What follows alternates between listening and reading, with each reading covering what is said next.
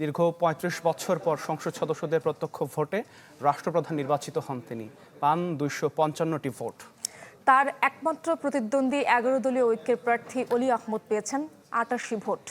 নির্বাচনে ভোট দেননি ৬ জন। ফলাফল ঘোষণার পরই নতুন রাষ্ট্রপতিকে শুভেচ্ছা জানান প্রধানমন্ত্রী, বিরোধী দলীয় নেতাসহ অন্য সংসদ সদস্যরা। রাষ্ট্রপতি নির্বাচনের সম্মানিত ভোটার মাননীয় রাষ্ট্রপতি নির্বাচন ঘিরে নির্ধারিত সময়ের আগেই কানায় কানায় পূর্ণ সংসদ অধিবেশন কক্ষ। আমরা ভোট গ্রহণ কার্যক্রম শুরু করে এই নির্বাচন প্রক্রিয়াকে সফল করে তুলি। ভোট শুরুর আগে স্বচ্ছ ব্যালট বক্স দেখান নির্বাচনী কর্মকর্তারা। এরপর হাস্যোজ্জ্বল মুখে প্রবেশ করেন বিএনপি প্রার্থী মির্জা ফখরুল ইসলাম আলমগীর। শুভেচ্ছা বিনিময় করেন প্রধানমন্ত্রী তারেক রহমান ও বিরোধী দলীয় নেতার সাথেও। দুপুর ২টার দিকে ভোটের প্রক্রিয়া শুরু করেন নির্বাচনী কর্তা, প্রধান নির্বাচন কমিশনার। এরপর একে একে ভোট দেন ভারপ্রাপ্ত রাষ্ট্রপতি, ভারপ্রাপ্ত স্পিকার, প্রধানমন্ত্রী, বিরোধী দলীয় নেতাসহ অন্যান্য সংসদ সদস্যরা। ৩৪৯ জন ভোটারের মধ্যে ৬ জন ছাড়া ভোট দেন বাকি সবাই।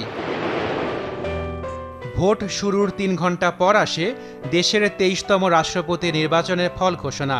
বিএনপি প্রার্থী মির্জা ফখরুল ইসলাম আলমগীর ২৫৫ ভোটে নির্বাচিত হন। আর ১১ দলীয় জোটের প্রার্থী অলি আহমদ পান ৮৮ ভোট।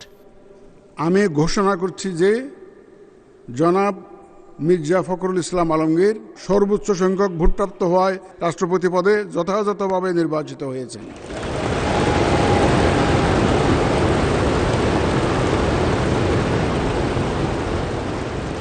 এ সময় সংসদে এক অভূতপূর্ব দৃশ্যের অবতারণা হয়। প্রধানমন্ত্রী নবনির্বাচিত রাষ্ট্রপতিকে গোলাপ ফুল দিয়ে শুভেচ্ছা জানান, আর বিরোধী দলীয় নেতা নবনির্বাচিত রাষ্ট্রপতির সাথে কোলাকুলি করেন।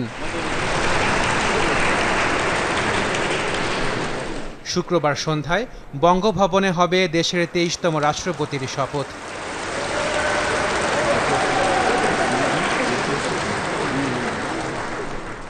বাংলাদেশের রাষ্ট্রপতি হিসেবে নির্বাচিত হয়েছেন মির্জা ফখরুল ইসলাম আলমগীর। শুক্রবার শপথ গ্রহণের মধ্য দিয়ে শুরু হবে তার ৫ বছরের মেয়াদকাল। এ সময়টাতে তিনি দেশের সকল ব্যক্তির ঊর্ধ্বে অবস্থান করবেন। প্রধানমন্ত্রী এবং প্রধান বিচারপতি নিয়োগ ছাড়া সকল কাজ তাকে পরিচালনা করতে হবে প্রধানমন্ত্রীর পরামর্শেই।